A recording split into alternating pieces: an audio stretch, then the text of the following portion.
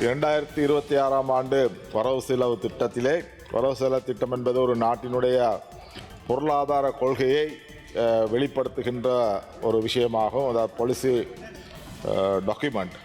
இதன் அடிப்படையிலே தான் ஒரு அந்த நாட்டினுடைய மக்கள் சமூகம் எந்தெந்த வகையிலே அவர்களுடைய நன்மை தீமை பெற்றுக்கொள்ளப் போகின்றார்கள் என்பதை பற்றி தெரிந்து கொள்ளக்கூடுகின்ற ஒரு சந்தர்ப்பமாக இருக்கின்றது. விசேஷமாக எல்லா சமுதாயத்திலும் உள்ளவர்கள் எதிர்பார்க்கின்ற ஒரு விஷயம்தான் வரவு செலவு திட்டத்திலே தங்கள் சமூகத்திற்கு அல்லது தங்களை சார்ந்த வியாபாரத்திற்கு அல்லது பொருளாதாரத்தை அபிவிருத்தி செய்வதற்கு என்னென்ன வகையிலே தாங்கள் நன்மையை பெற்றுக்கொள்ளப் போகின்றோம் என்ற அடிப்படையிலே இந்த வரவு செலவு திட்டம் எதிர்பார்க்கின்ற ஒரு விஷயமாகும். இந்த வகையிலே பெருந்தோட்ட மக்களும் இந்த வரவு செலவு திட்டத்தை மிகவும் ஆவலாக உன்னித்து கவனித்து கொண்டிருக்கின்ற இந்த வேளையிலே ஜனாதிபதி அவர்களுடைய அறிவிப்பு ஒரு சந்தோஷமான நிகழ்ச்சியை ஏற்படுத்தி கொடுத்திருக்கின்றது. பெருந்தோட்ட மக்கள் நான் நினைக்கின்றேன் வரலாற்றிலே முதலாவதாக பட்ஜெட்டில் 200 ரூபாய் அதிகரித்தது இந்த சந்தர்ப்பத்தில் தான் நான் நினைக்கிறேன். ஆகவே ஜனாதிபதி அவர்களுக்கு எங்களது பாராட்டுகளை நாங்கள் இந்த நேரத்தில் தெரிவித்துக் கொள்ள வேண்டும். ஒரு நாட்டிலே மிகவும் பின்தங்கிய சமுதாயமாக இருக்கின்ற இந்த சமுதாயத்தை பற்றி நான் நினைக்கின்றேன் இன்று ஜேவிபியில் இருக்கின்ற அதிக உறுப்பினர்கள் பேசினார்கள். அவர்கள் மேலே மிக அக்கறையும் அனுதாபமும் இருக்கதை அவதானிக்கக்கூடியதாக இருந்தது. மிஸ்ஸஸ் டாக்டர் அமைச்சர் போல்ராஜ் அவர்கள் இருக்கிறாங்க, அவங்களுக்கு நல்ல விளங்குன்னு நினைக்கிறேன். இந்த மக்களுக்கு மேலே மிக அதிக அக்கறை இருக்கின்றது, அனுதாபம் இருக்கின்றது. සියලු දෙනාටම අනුකම්පාව තියෙනවා. හැබැයි මේ අනුකම්පාව ඉෂ්ට කරන්න ඕන. ඒකට ඔබතුමාලාගේ ජනාධිපතිතුමාට කියන්න මේක අනිවාර්යෙන් කරන්න කියලා. දැන් අපි එතුමා පොරොන්දු වෙලා තිනවා මේ රුපියල් 200ක් කම්පැනි වල දෙන්න කියලා, අනිත් එක 200ක් ආණ්ඩුවෙන් දෙන්න කියලා.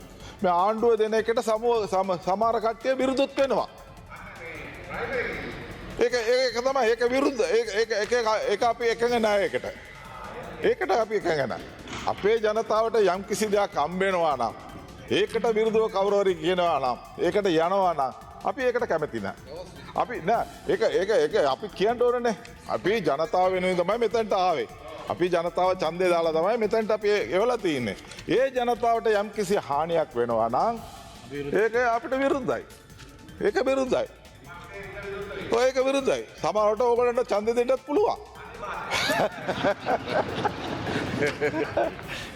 ඒක හෙට තීරණය කරන්න ඕන. හෙට තීරණය කරන්න ඕන.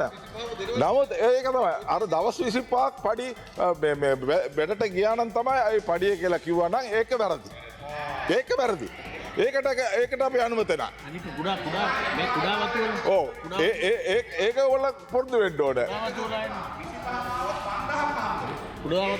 අනිවා දැන් කොන්දේසියක් තියෙනවා වතුකම්කරුන්ට අවුරුද්දකට මාසයකට දවස් 25 වැඩ දෙන්න ඕන කියලා. නැත්නම් වැඩ දෙන්න ඕන කියලා. නමුත් කම්පැනි සමහරවට 20ක් දෙනවා. ඒ 25ක් ගියේ නැත්නම් ඒ 20ක් ගියා කියලා ඒගොල්ලන්ට පඩි කපන්නත් හොඳ නැහැ. වසන්ත සමසිංහ ඇමතුමා. සභාපතිතුමියනි, රජය යෝජනා කරලා තියෙන්නේ නෑ ඔබතුමා වෙලා බලන්නේ කියන්නේ. ඔබතුමා මේ ගරු මන්ත්‍රීතුමා මේක සම්බන්ධයෙන් දක්වපු අදහස නිසාම මේක හරි පැහැදිලි. මේක මේ විවිධ විදියට පටලන්න හදනවනේ මේ වතුකම්කරුවන්ගේ වැටුප ගරු මන්ත්‍රීතුමා. මේක පටලන්න හැදුවට මේක ඇත්ත කතාව. වතු හාම්පොතුන් එකඟ වුණා රුපියල් 200ක් බේසික් එකට එකතු කරන්න. රජය තව රුපියල් 200ක් පැමිණීමේ දිරිදීමනාවක් ලෙස දෙන්න එකඟ වුණා. ඒතර මේ 200 ලබා ගැනීම පිළිබඳ ක්‍රමවේදයේදී පැමිණීමේ දිරිදීමනාවක් ලෙස දෙනවා. ඒතර පැමිණීම දිරිගන්වන්න. අන්න ඒකට අපි යෝජනා කරලා තියෙනවා. අවම ඉන්නේ මම කියන ඒක කියන්නේ දවස් 15ක්වත් එනවනම් දෙන්න කියන එක තමයි හාම්පොත්තු කියන්නේ. අපි කිව්ව නෑ. ගරු මන්ත්‍රීතුමා අහගන්න. ඒකල අහගන්න නෑනේ මේ කියන කට්ටිය පටලනකට ඔබතුමා පැටලෙන්න එපා. මේ කට්ටිය පටලන්න හදනවා. ඒකනේ මේ බ්‍රයිබරිත් යන්නේ. අපි කියලා තියෙන්නේ දවසක් වැඩට ආවොත් 200යි. හැබැයි රස්සාවට එනකොට දින 14න් 14ට පඩි ගෙවනවා. දින 14න් 14ට පඩි ගද්දි ඔබතුමාත් දන්නවා දින 14න් 14ට පඩි ගෙවන්න හදනකොට ඒ නිසා අඩුම තරමේ කියන්න. අඩුම තරමේ ඒගොල්ලන්ට දින 8ක්වත් වැඩ දෙන්න ඕනේ කම්කරුවන්ට. දින 8ක්වත් වැඩ දුන්නේ නැත්නම් රස්සා වැඩක් නැහැ නේතන. ඒ නිසා අපි කියලා තියෙන්නේ දින 25ම වැඩ දෙන්න. හැබැයි ඒගොල්ලෝ කවදා දවසක් ආවත් ඒ දවසේ පඩිය රුපියල් 200 දෙන්න ඕනේ. ඒක තමයි අපේ කොන්දේසිය. ඔව්. කුඩා වතු වරුන්ටත් මේක හිමි වෙන්න ඕන. ඒක එතුමා පැහැදිලි කරයි. මැඩම් මගේ වෙලාව කපන්න එපා. ඔව්. ඉන්නකෝ මේ පොඩ්ඩක් මෙයා කතාව. අරු මන්ත්‍රීතුමා විවාදයක් බවට පත් කරගන්න නැතු මේක කතාව කරගෙන ඩිමාන්ඩ් යන්න. හරි. කතා කරන්නේ. கிடைக்கப்பட்டுள்ளது. ஆகவே இந்த கட்டாயம் இவர்களுடைய சம்பளம் ஒரு நாள் வேலைக்கு வந்தாலும் கொடுக்கப்பட வேண்டும் என்பதை நான் இந்த நேரத்தில் தெரிவித்துக் கொள்கின்றேன். இதற்கு அரசாங்கம் உத்தரவாதம் கொடுக்க வேண்டும் என்பதை நாங்கள் சொல்லிக்கொள்ள விரும்புகின்றோம். இன்னொரு விஷயம் என்னவென்றால் கடந்த காலங்களிலே கடந்த கால ஆட்சியின் போது அதாவது கோவிட்டுக்கு பிறகு அதனால் கோட்டாபாயாவுக்கு பிறகு இந்த நாடு 7% வருமானத்தை இழந்தது. அதாவது 7% அந்த வீதம் குறைந்திருந்தது. ஆனால் தற்போதைய அரசாங்கம் 4% அதிகரிக்கப்பட்டிருக்கின்றது. ஆகவே நல்ல விஷயங்களுக்கு நாங்கள் பாராட்டுகின்றோம்.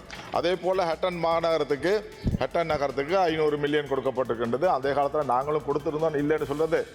நாங்கள் தான் ரோட்டு போட்டோம்னு நீங்கள் சொல்ல முடியாது. ராஜபக்சவும் ரோட்டு போட்டார், கோட்டாபாயும் ரோட்டு போட்டார்,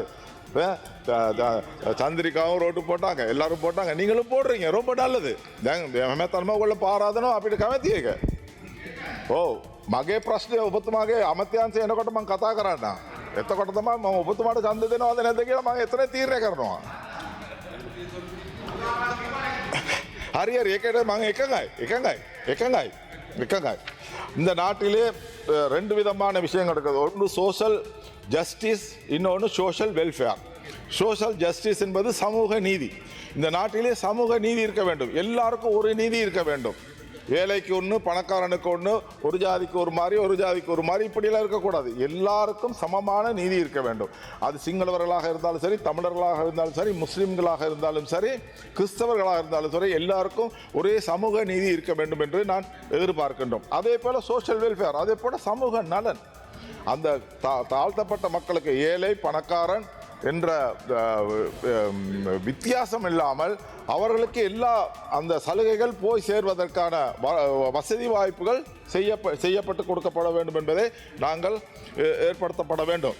அதாவது இந்த நாட்டினுடைய வறுமையை குறைக்க வேண்டும், பொருளாதாரத்தை அபிவிருத்தி செய்வதற்கு உற்பத்தி அதிகரிக்க வேண்டும். நாங்கள் எந்த நாளும் இந்த நாட்டிலே எதிர்பார்ப்பது வெளிநாடுகளிலே இறக்குமதி செய்து மக்களை சந்தோஷப்படுத்துவதல்ல.